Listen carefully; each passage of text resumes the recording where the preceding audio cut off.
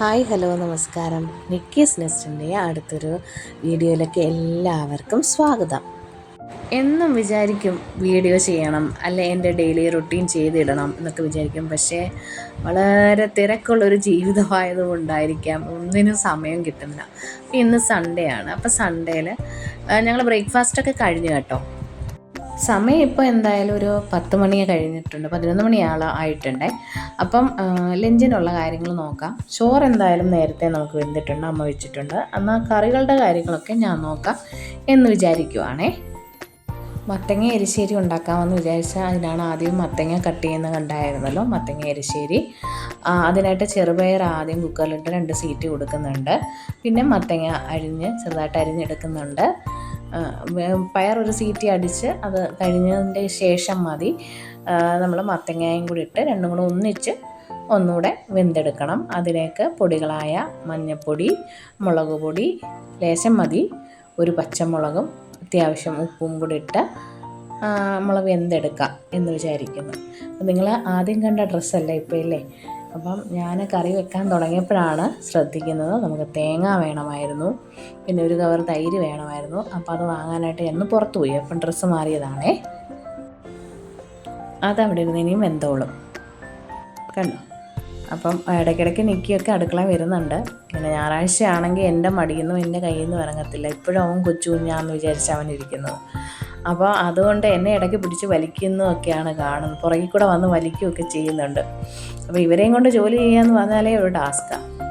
പിന്നെ ഇനി നമ്മൾ മോരുകറിക്കായിട്ടുള്ള തൈര് ഒന്ന് ഉടച്ചെടുക്കുക.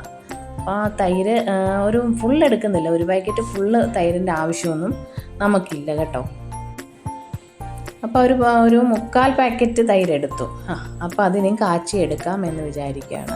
കടുക് പൊട്ടിച്ച് അതിനകത്തേക്ക് ചെറിയ ഉള്ളി, ഒരു 3-4 വെളുത്തുള്ളി, കൂട്ടത്തിൽ ഒരു പച്ചമുളക് എന്നിവയാണ്, കരിയാപ്പിലയും ചേർത്ത് നമ്മളൊന്ന് മൂത്ത് വരുന്ന സമയത്തേക്ക് അതിലേക്ക് പൊടികളായ കുറച്ച് ലേശം മുളക് പൊടി, മഞ്ഞൾപ്പൊടി, ജീരകപ്പൊടിയൊക്കെ ഒരു നുള്ളു മതി. ജീരകപ്പൊടി, ഉലുവാപ്പൊടി ഇത്രയും മാത്രം ചേർത്താണ്. എൻ്റെയാണെങ്കിൽ ഒരു സിമ്പിളായിട്ടുള്ള മോരുകറി, എനിക്കതാണ് ഇഷ്ടം. ആവശ്യത്തിന് ഉപ്പും, ഒരുപാട് കൊഴുത്തതുമല്ല എന്നാൽ ഒട്ടും ലൂസും അല്ലാത്ത രീതിയിലാണ് ഞാൻ മോരുകറി വെക്കുന്നത്. എൻ്റെ മോരുകറി ഒരുവിധം എല്ലാവർക്കും ഇഷ്ടമാണ്. അതിൻ്റെ കളറും എനിക്ക് വളരെ ഇഷ്ടമാണ്. എനിക്ക് ഒരുപാട് മഞ്ഞ കളറിലല്ലേ ഭയങ്കര കളറിലിരിക്കുന്ന മോരുകറി വലിയ ഇഷ്ടമില്ല. തേങ്ങയൊന്നും അരിച്ചല്ല വെക്കുന്നത്, എളുപ്പമാണ് കേട്ടോ. ഇത് ഇരുന്നോളും, ഒരു ദിവസം നാളത്തേനും കൂടെ ഇരുന്നോളും, അഴുക്കാവത്തില്ല ഇങ്ങനെ വെച്ചാൽ. തേങ്ങയൊക്കെ അരച്ച് വെച്ച മോരുകറി ആണെങ്കിൽ പെട്ടെന്ന് അഴുക്കാവുകയും ചെയ്യും. ഇത് എൻ്റെ രീതിയാണ്, ഞങ്ങളുടെ രീതിയാണ്. എൻ്റേതല്ല, ഇവിടെ പൊതുവേ ഇങ്ങനെയാണ് മോര് കാച്ചുന്നത്. ഇത് ഞങ്ങളുടെ രീതിയാണ്. ഇനി പലർക്കും പല അഭിപ്രായങ്ങൾ കാണുമല്ലോ. അപ്പം മോര് കറിയൊക്കെ അങ്ങ് വെച്ചിട്ടുണ്ട്. എളുപ്പമുള്ളൊരു കറിയാണല്ലോ അത്. കഴിഞ്ഞ ദിവസമേ ഞാനിങ്ങനെ നമ്മുടെ ഫ്രണ്ട്സല്ലേ, നമ്മുടെ കസിൻസൊക്കെ ആയിട്ട് ഇങ്ങനെ ചാനലിൻ്റെ കാര്യമൊക്കെ പറഞ്ഞ് അവരെന്നെ കളിയാക്കിക്കൊണ്ടിരിക്കുക. എൻ്റെ ചാനലിൻ്റെ കാര്യമൊക്കെ പറഞ്ഞ് വലിയ വ്ളോഗർ വന്നു അങ്ങനെ എങ്ങനെയാണെന്നൊക്കെ പറഞ്ഞ് കളിയാക്കിക്കൊണ്ടിരുന്ന സമയത്ത് അവിടെ കുറച്ച് പ്രായമുള്ളൊരു അങ്കിള്, മോൾക്ക് ചാനലൊക്കെ ഉണ്ടോ, യൂട്യൂബ് ചാനലുണ്ടോ? ഞാൻ പറഞ്ഞാൽ ഉണ്ട്. എന്തോ പേര്? ഞാൻ പറഞ്ഞ നിക്കീസ് നെസ്റ്റ് എന്ന്. അപ്പം തന്നെ യൂട്യൂബ് നോക്കിയിട്ട് ഇങ്ങനെ നമ്മുടെ ചാനലിൻ്റെ പേരൊക്കെ നോക്കിയിട്ടേ അന്നേരം തന്നെ ഞാൻ ചോദിച്ചു എന്താ, ഒന്ന് സബ്സ്ക്രൈബ് ചെയ്യാനാണ്, നമുക്ക് കാണാമല്ലോ എന്ന് വിചാരിച്ച് നമ്മൾ പറയാതെ നമ്മൾ പറയുന്നത് കേട്ട് അങ്ങനെ സബ്സ്ക്രൈബ് ചെയ്ത ഒരാളെ. അപ്പോൾ അതൊക്കെ കാണുമ്പോൾ ഒരു സന്തോഷം. ചിലരെല്ലാം എന്നെ ഒരുപാട് കളിയാക്കും, പക്ഷേ എനിക്ക് ഭയങ്കര ഇഷ്ടമാണ്. ഇനിയും കാര്യത്തിലേക്ക് വരാം. നമ്മൾ ഇനിയും ഇപ്പോൾ എരിശ്ശേരിക്ക് ഉള്ള തേങ്ങയൊന്ന് ചിരവി എടുക്കുവാണ്.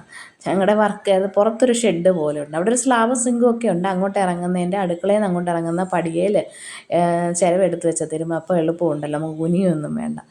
ചിരവയുടെ കാര്യമൊന്നും പറയണ്ട, അപ്പൂപ്പൻ്റെ വായിൽ പല്ല് പോലെ 4 പല്ലുണ്ട്. അത് എൻ്റെ പ്രായമുള്ള ചിരവയാണ്. അതൊക്കെ പോയി, നമുക്ക് പുതുതൊക്കെ വാങ്ങണം ഇനി.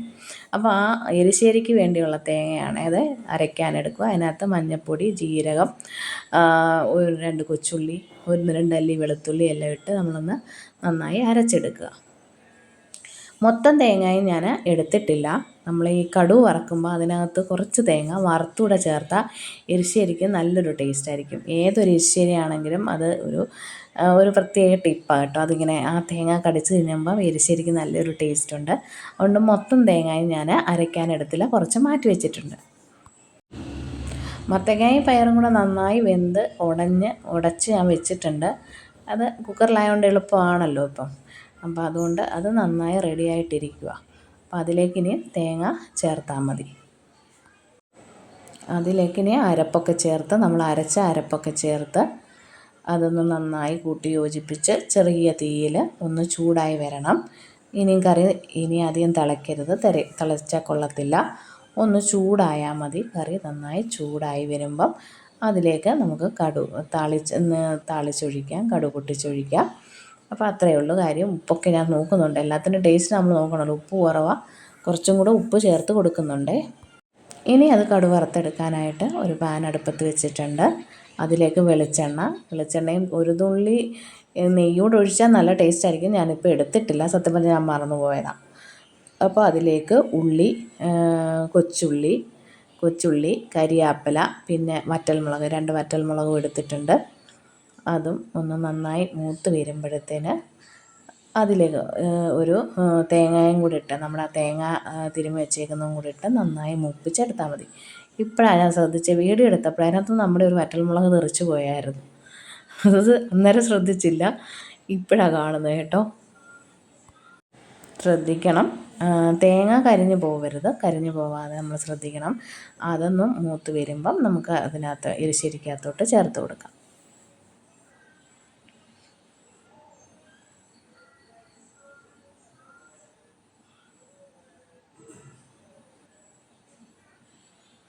ഇതാണ് ആ പരുവം. ഈ പരുവത്തിൽ നമുക്ക് വറുത്തെടുത്ത് എരിശ്ശേരിക്കകത്ത് ചേർത്ത് കൊടുക്കുമ്പോഴത്തേന് എരിശ്ശേരിയുടെ പരിപാടി കഴിഞ്ഞു. ഇന്ന് സൺഡേ ആയിട്ട് സ്പെഷ്യലൊന്നും നമ്മൾ ചെയ്തിട്ടില്ല. അപ്പം സ്പെഷ്യലിനായിട്ട് ചിക്കനും അങ്ങനെ ഒന്നും ഇരിപ്പില്ല, മീനാണുള്ളത്. അപ്പം അതുകൊണ്ടൊരു സ്പെഷ്യൽ ഫിഷ് ഫ്രൈ ഉണ്ടാക്കാമെന്ന് വിചാരിക്കുക. ഇതിൻ്റെ ആവശ്യത്തിനായിട്ട് ഒരു 7-8 കൊച്ചുള്ളി, പിന്നെ ഒരു 5-6 അല്ലി വെളുത്തുള്ളി, ഇതൊന്ന് ചെറുതായിട്ട് ക്രഷ് ചെയ്ത് ഒന്ന് ചതഞ്ഞ് കിട്ടിയാൽ മതി, അരഞ്ഞു പോകരുത്, ചതച്ചെടുത്തിട്ടുണ്ട്. പിന്നെ ഒരു ചെറിയ നെല്ലിക്ക വലിപ്പത്തിലില്ലെങ്കിലും കുഴപ്പമില്ല, ചെറിയ ഒരു ബോള് പോലത്തെ ഒരു ഇച്ചിരിയും പുളി വെള്ളത്തിലിട്ടിട്ടുണ്ട്, പിഴിപുളി, അത് മാറ്റി വെച്ചേക്കണം.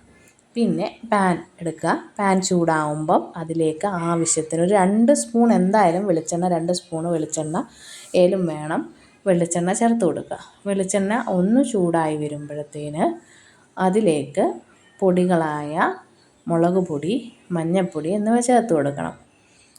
ഞങ്ങൾ ഈ മുളക് പൊടി ഇവിടെ കുട്ടികൾക്ക് കൂടെ കഴിക്കേണ്ടതുകൊണ്ട് ഞങ്ങൾ കാശ്മീരി മുളക് പൊടി മാത്രമാണ് യൂസ് ചെയ്യുന്നത്. അല്ലാത്ത മുളക് പൊടി ഇവിടെ വാങ്ങിക്കാറേ ഇല്ല.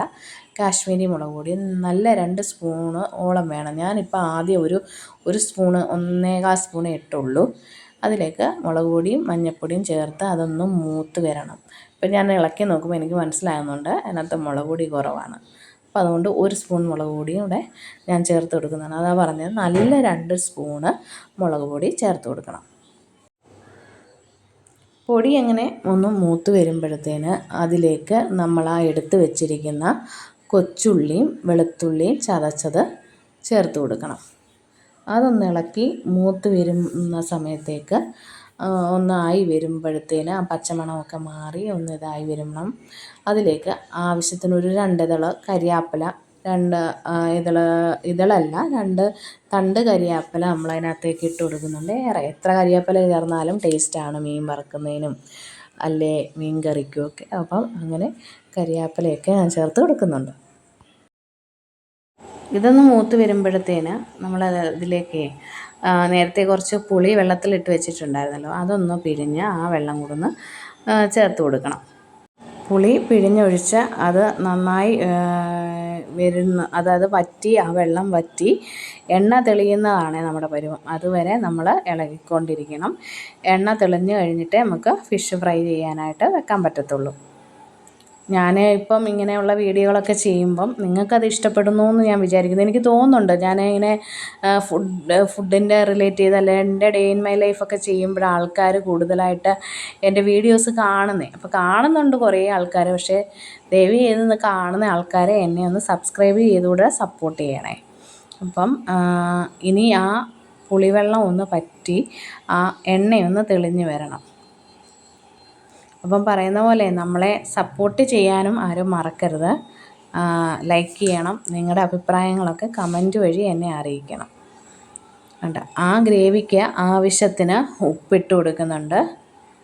ഉപ്പ് ചില്ലി ഫ്ലേക്സ് ഉണ്ടെങ്കിൽ നമുക്കതിലേക്ക് ചില്ലി ഫ്ലേക്സും ഇട്ട് കൊടുക്കാം. ഗ്രേവിക്ക് ആവശ്യത്തിനുള്ള ഉപ്പ് ചേർക്കുക. അപ്പം കൂടുതൽ എരി വേണമെന്നുണ്ടെങ്കിൽ ഞാൻ അതിനകത്തേക്ക് കുറച്ച് കുരുമുളക് പൊടിയും കൂടെ ആഡ് ചെയ്ത് നോക്കുന്നുണ്ട്. എനിക്ക് ഈ റെസിപ്പി എങ്ങനെ കിട്ടിയെന്ന് ചോദിച്ചാൽ എനിക്ക് എൻ്റെ ഹസ്ബൻഡ് പറഞ്ഞു തന്നൊരു റെസിപ്പിയാണേ. അപ്പം നല്ലതാണെന്ന് തോന്നിയിട്ടായിരിക്കുമല്ലോ അദ്ദേഹം എനിക്ക് ഈ റെസിപ്പി പറഞ്ഞു തന്നെ. അപ്പോൾ അതിലേക്ക് കുരുമുളക് പൊടിയും കൂടെ ചേർത്ത് കൊടുക്കുന്നുണ്ട്. ഇതിനി നന്നായി ഇളക്കി ആ എണ്ണ തെളിഞ്ഞ് വരുന്നതാണേ പരുവം. അതുവരെ ഇളക്കി കൊടുക്കണം. ഞാനിങ്ങനെ കുക്കിംഗ് വീഡിയോസ് എൻ്റെ ഡേ ഇൻ മൈ ലൈഫൊക്കെ ചെയ്യുമ്പോഴാണ് എനിക്ക് വ്യൂവേഴ്സ് കൂടുതലായിട്ടുള്ളത്. പക്ഷേ വീഡിയോസ് കാണുന്ന എല്ലാവരും ഒന്നും എന്നെ സബ്സ്ക്രൈബ് ചെയ്യുന്നില്ല. അപ്പം നിങ്ങൾ സബ്സ്ക്രൈബ് ചെയ്തുകൂടെ സപ്പോർട്ട് ചെയ്യണേ. ഓക്കെ, അപ്പോൾ അങ്ങനെ ഇതിനകത്ത് നല്ലതായിട്ട് എണ്ണയൊക്കെ തെളിഞ്ഞു വന്നു. ഇതിലേക്ക് ഫ്രൈ ചെയ്യാനുള്ള ഫിഷ് വെക്കാം. അവർ ചെയ്തത് ഐക്കൂറയിലുള്ള ഒരു വീഡിയോ ആണ് എനിക്ക് അയച്ചു തന്നേക്കുന്നത്. പക്ഷേ പറയുന്നുണ്ട് എല്ലാ ഫിഷും ഫ്രൈ ചെയ്യാം. ഇത് മോതയാണേ, മോത മീനാണ് നമ്മൾ ഫ്രൈ ചെയ്തെടുക്കുന്നത്. അപ്പം എല്ലാ മീനിലും ചെയ്യാമെന്ന് പറയുന്നുണ്ട്. അങ്ങനെ മീനൊക്കെ പറക്കി നിരത്തി വെച്ചു. ഇനി എല്ലാ സൈഡും തിരിച്ചും മറിച്ചും, മോതയല്ലേ വേവുണ്ടല്ലോ, അപ്പോൾ തിരിച്ചും മറിച്ചും ഇട്ട് ഇങ്ങനെ മൂത്ത് വരണം. അടുക്കളയിൽ കയറിയാൽ പിന്നെ പാത്രം കഴുകലാണല്ലോ. എന്തെടുത്താലും പാത്രം കഴുകാണല്ലോ എല്ലാ വീട്ടമ്മമാരുടെയും ഏറ്റവും വലിയ പ്രശ്നം, പാത്രം കഴുകുക. അങ്ങനെ പിന്നെ അത്രയും നേരമായ പാത്രമൊക്കെ അങ്ങ് കഴുകി വെക്കാമെന്ന് വിചാരിച്ചു. ഓരോ ചില ദിവസം എനിക്ക് അടുക്കളയിൽ കയറുന്നേ ഇഷ്ടമല്ല കേട്ടോ. ഞാൻ മടി പിടിച്ചിരിക്കും, പ്രത്യേകിച്ച് സൺഡേ ഒക്കെ. ഇന്നങ്ങ് കയറി. അങ്ങനെ നമ്മുടെ ഫിഷ് ഫ്രൈ ഒക്കെ നല്ലതായിട്ട് മൂത്ത് റെഡിയായി വന്നിട്ടുണ്ട്. ഇനിയും നമുക്ക് കുറച്ച് എരിശ്ശേരി ഉള്ളതുകൊണ്ട് പപ്പടം കൂടെ പൊളിച്ചെടുക്കാം. അതാണല്ലോ അതിൻ്റെ കോമ്പിനേഷൻ. അങ്ങനെ എരിശ്ശേരി, പുളിശ്ശേരി, പപ്പടം, നമ്മുടെ ഫിഷ് ഫ്രൈ ഒക്കെ കൂട്ടി നല്ല അടിപൊളി ഒരു ലഞ്ചായിരുന്നു ഉച്ചയ്ക്ക്. അപ്പോൾ നമ്മൾ ഇച്ചിരി മെനക്കെട്ടാലും കാര്യം നടന്നു. അപ്പോൾ അടുത്ത വീഡിയോയുമായിട്ട് നമുക്ക് പിന്നെ കാണാം.